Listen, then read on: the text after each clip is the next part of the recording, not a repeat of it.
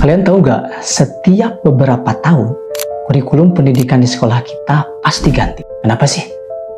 Kita ini kayak kelinci percobaan? Atau memang pendidikan kita harus selalu beradaptasi? Kita akan bongkar melalui sejarah kurikulum pendidikan di Indonesia. Baru merdeka, Indonesia langsung gas. Kurikulum pertama kita lahir di tahun 1947. Namanya Rencana Pelajaran 1947. C-nya juga masih pakai T sama J. Fokus utamanya bukan akademis, tapi pendidikan watak dan nasionalisme. Mencetak manusia Indonesia pada saat itu tentu sulit, karena baru masa transisi dari penjajahan yang tadinya budak menjadi orang yang harus punya nasionalisme yang sudah merdeka. Wajar kan? Kita masih berjuang. Disempurnakan di tahun 1952 menjadi Rencana Pelajaran Terurai. Nah, di sini isi pelajaran sudah mulai harus dihubungkan dengan kehidupan sehari-hari masyarakat. Jadi kondisional ya, sesuai dengan lingkungannya masing-masing.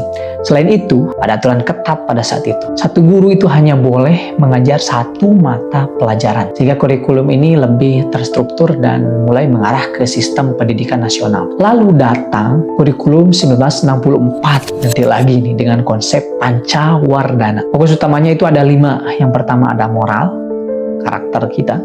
Kemudian ada kecerdasan, intelijensi kita.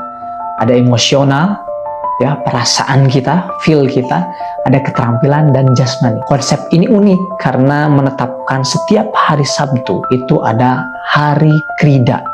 Apa itu hari krida? Hari krida adalah hari bebas bagi siswa untuk berlatih kegiatan sesuai dengan minat dan bakat masing-masing tiap siswa. Kemudian masuk pada masa Orde Baru. Wah, kita tahu kan Orde Baru itu seperti apa?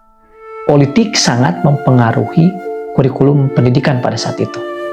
Kurikulum 1968 lahir karena pertimbangan politik, mengganti kurikulum 1964 yang tadi. Tujuannya tegas, membentuk manusia Pancasila sejati, kuat jasmani, tinggi kecerdasan, dan beriman. Materinya menjadi lebih teoritis karena politis tadi mungkin. Kemudian loncat tahun 1975. Kurikulum ini berorientasi pada tujuan, mengedepankan efisiensi dan efektivitas. Muncul istilah prosedur pengembangan sistem instruksional atau PPSI pada saat itu. Setiap satuan pelajaran diurai rinci itu, mulai dari tujuan instruksional yang umum, kemudian sampai tujuan instruksional yang khusus. Semuanya harus terukur. Kemudian ganti lagi nih pada tahun 1984. Lahirlah kurikulum yang disempurnakan. Nah, yang paling ikonik pada kurikulum ini adalah adanya atau lahirnya metode CBSA. Bukan cul budak sina anteng kalau dalam bahasa Sunda, tapi cara belajar siswa aktif. Di siswa itu didorong untuk mengamati, mengelompokkan, mendiskusikan, bukan hanya mendengar kalau di kelas, bukan hanya input dari apa yang dikatakan oleh guru ketika di kelas. Tujuannya baik, tapi pelaksanaannya sering kebablasan.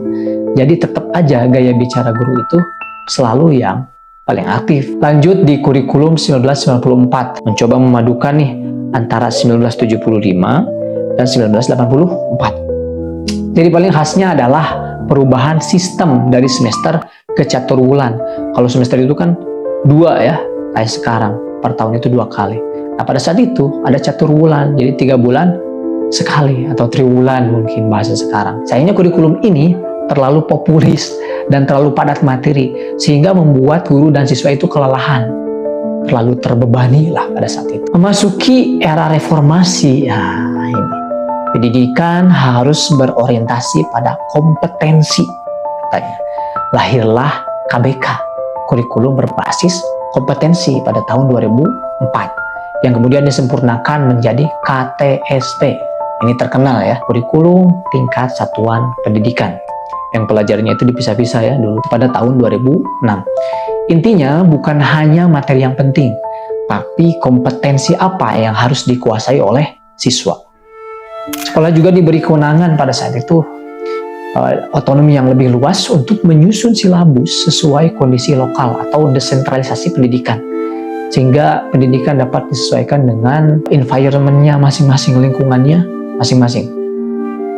Nah, setelah itu muncullah ini zaman saya kuliah nih, muncullah kurikulum 2013. Saya pelajarin tuh di perkuliahan pada saat itu.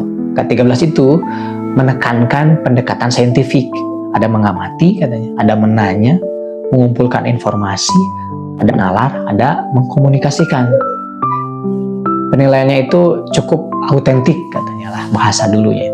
Nah, kurikulum ini bertujuan mencetak siswa dengan keterampilan abad 21 di era modern ini. Sempat direvisi, tapi fokusnya tetap pada integrasi pengetahuan, keterampilan, dan sikap.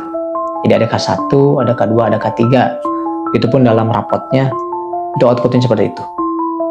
Dan yang terbaru setelah kurikulum 2013 muncul lagi nih kurikulum baru, yaitu kurikulum Merdeka pada tahun 2022.